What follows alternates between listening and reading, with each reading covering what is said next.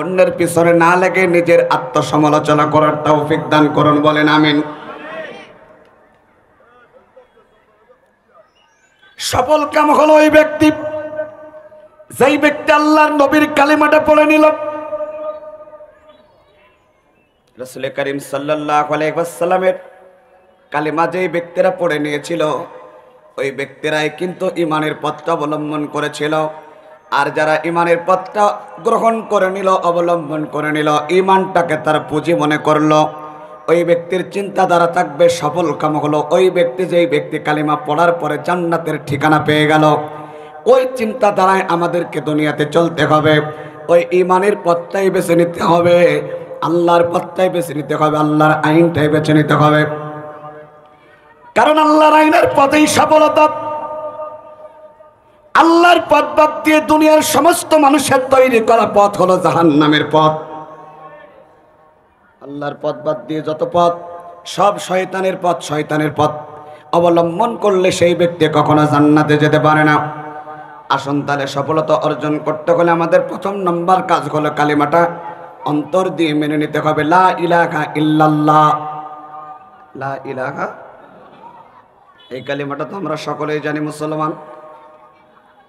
আল্লাহর নবীজি মুহাম্মদ সাল্লাল্লাহু আলাইহি ওয়াসাল্লাম এই দাওয়াত যখন মানুষের মধ্যে দিয়েছেন তখন আল্লাহর নবীজিকে কিন্তু মানুষ খারাপ মনে করেছিল। তারা আল্লাহর নবীর সাথে যাদের সম্পর্ক খারাপ ছিল আসলে তারা নয়, আল্লাহর নবীর সাথে তারা আপন চাচাদের সম্পর্ক সবসময় ভালো ছিল না খারাপ ছিল? ভালো ছিল।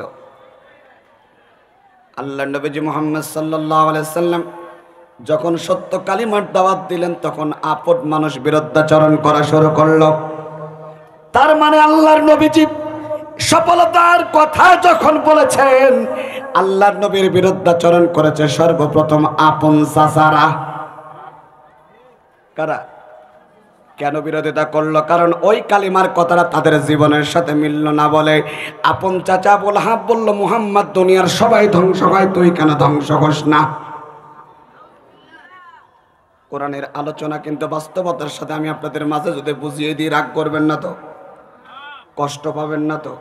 কোরআনের কথা যদি আমাদের বিরুদ্ধে চলে যায় তাহলে কোরআনের আয়াতকে পরিবর্তন করা যাবে?